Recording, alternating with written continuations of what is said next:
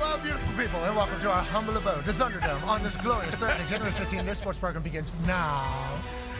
Football! Shout out to Bailey McComas. Bill standing in back there for the audio. Literally told him as we were coming on live, hey, brother, all you can do is make us better. Don't you worry about anything. You're good back there.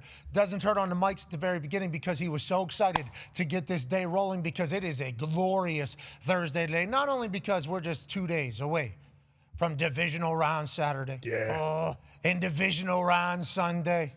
And big college game Monday. Yeah! Football's about to deliver. We got great football teams playing great football and a great time to be alive. We can't thank you enough for allowing us to do this for a living. Joining us now is a man who might be on the inside more than anything we saw on the internet last night. Joining us, ladies and gentlemen, senior NFL insider for ESPN, journalist, Adam Schefter. Hey. What's up, Shefty? Hello, guys. Hi, Pat. What's going on? If you could provide some journalism for our program, we'd be grateful. It felt like this was going to happen for a while. Yeah. Giants fans are maybe willing this into existence. Allegedly, Jackson Dart was a part of the interview as well, with Harbaugh maybe interviewing him just as much as he is potentially learning about Coach Harbaugh. Inevitably, why do you not take the trip to the Titans? Why do you think this got done? And when he leaves town, is he just going to talk to family to kind of make his entire decision? How do we get to this point right here? No, I think what happened was, I think that they had the framework of a deal in place when he left the building. And the Titans were his house today. Oh, no. Can't hear anything. Can't hear anything. And obviously that trip was canceled. So that trip didn't happen. And the Titans officials never came to Baltimore today, because he had essentially the makings of a deal in place done with the Giants. Now, again, as it was described to me last night, there were still some details to iron out in the opinion of some, but he had essentially told the Giants he was going to take that job and become the head coach there. Now, look, from the day he got fired in Baltimore and even before then, I think the Giants were doing a lot of work on him. And he was doing a lot of work on them. So it went both ways. Like, he was calling around to various people. He spoke to a lot of people about the New York Giants, gathered a lot of information. People like Tom Coughlin, Bill Belichick, like all kinds of people checking in. And he got back positive reports. And he obviously knew the quarterback, what he was, and he knew the players and talent that were there. And I think anytime any coach, whether it's John Harbaugh or any coach in this cycle or any cycle, is deciding whether or not to go for a job, the two biggest factors are quarterback and ownership. And clearly, with all the people he checked with all the people he spoke with, he felt good enough about what he heard to essentially agree in principle to become their head coach.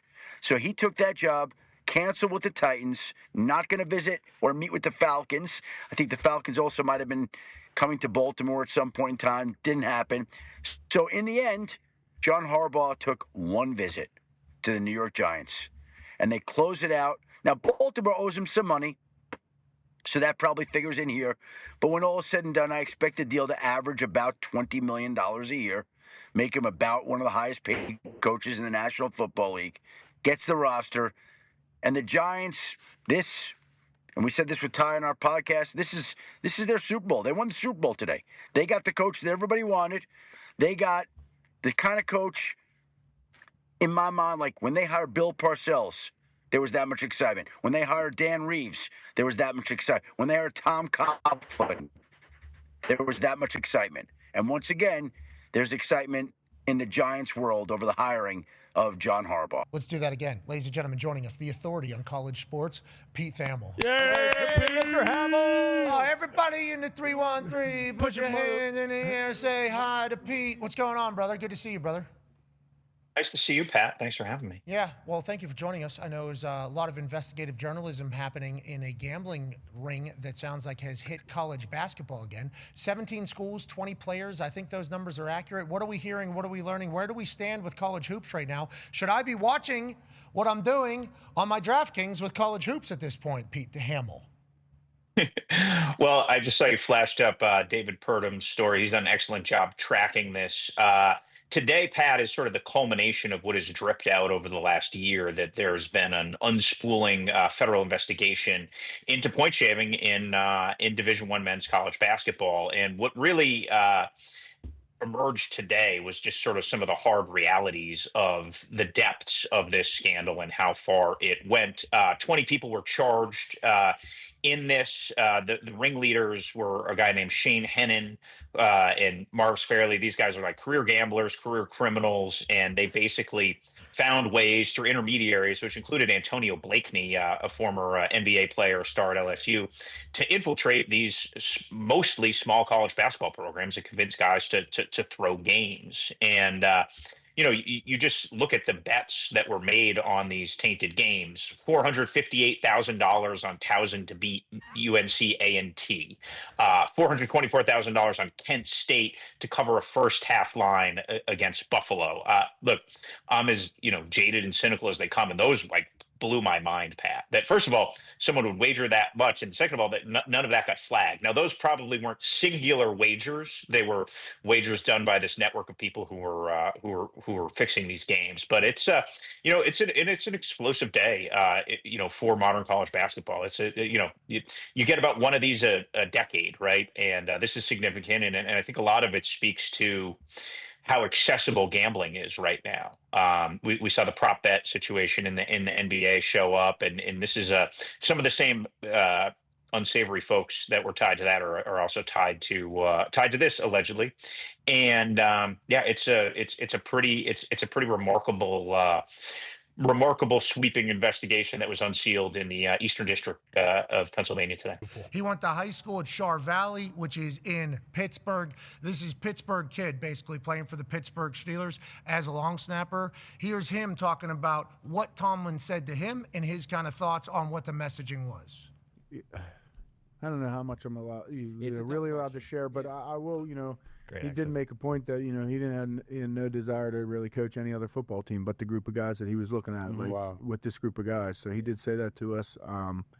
Can things change? You get offered, $20 million to go to, he'll get whatever coaching job, Whatever he wants. Whatever the hell he wants to do, the dude's going to do. So, but he did make a point to tell us, in there that he was stepping down and he had no intentions on coaching any other guys but the guys that he's looking at and the crew that So he had much respect, and obviously guys like Cam Hayward are in there that have been with him for 15 years. I knew they've been there 9 years. Yeah. Did you guys have any anticipation that this was about to happen? Was there any sort of weird energy? I'm telling you right now, the only weird energy going on is when you lose, it sucks. Right. It's garbage bags. Guys are clearing out their locker. Guys are trying to get out of town quick. Guys are trying to get exit physicals. There was no weird, feeling besides that we lost and everyone's pissed that the season's over, and we found out, by the time we got out of the meeting and he had told us it was on. Yeah, so he kind of echoes the sentiment that we're hearing from the athletic reporter DeFalbo, who came out and reported that TJ Watt said numerous times while the message was being delivered, no.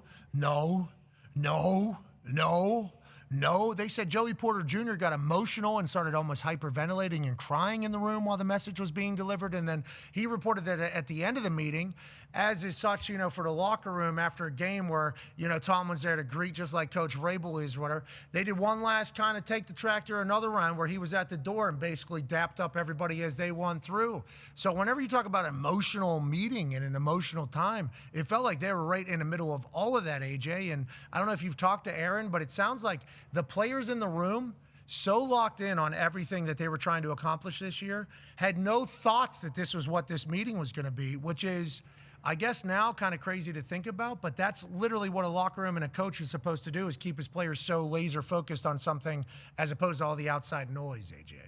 Yeah, I don't know about you, I've never been in a situation like that to where a coach has stepped down and told the whole team, in a big team meeting, that he wasn't. I know you had back and forth with Rich Rod when he thought he was going to go and he didn't, and all of that situation.